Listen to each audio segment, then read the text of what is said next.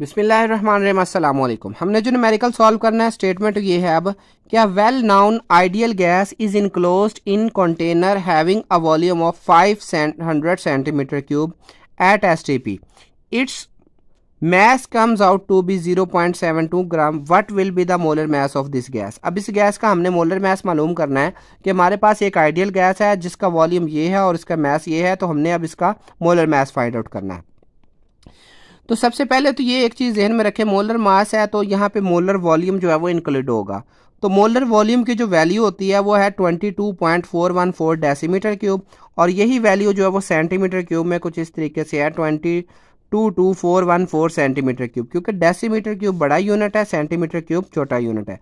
तो जब हमने डेसीमीटर क्यूब से सेंटीमीटर क्यूब में जाना है तो हमने 1000 से इसको मल्टीप्लाई कर देना। तो इस वैल्यू को जब हमने 1000 से मल्टीप्लाई किया तो ये हमारे पास सेंटीमीटर क्यूब में वैल्यू आ गई। तो 22414 centimetre cube of the ideal gas at STP is equal to 1 mole, और 1 सेंटीमीटर कितनी होगी कि ये वाली वैल्यू इधर जाके डिवाइड हो जाएगी, तो 1/22414 मोल्स हो जाएंगी। और हमारे पास गैस जो 500 सेंटीमीटर क्यूब है, तो 500 सेंटीमीटर क्यूब इधर और 5 से इधर मल्टीप्लाई करके और यूं हम इसका मोल्स मालूम कर सकते हैं।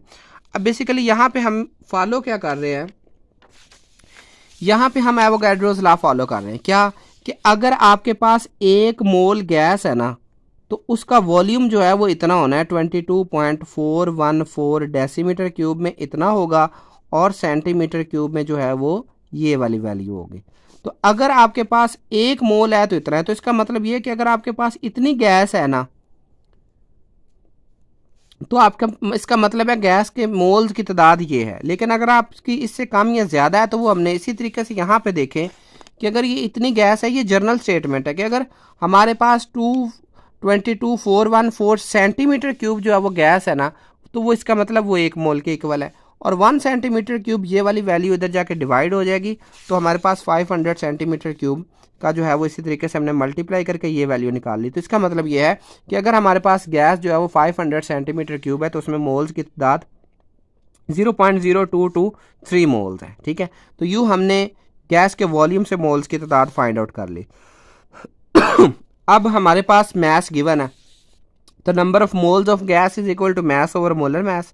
तो हमने मालूम क्या करना है, मोलर मैस।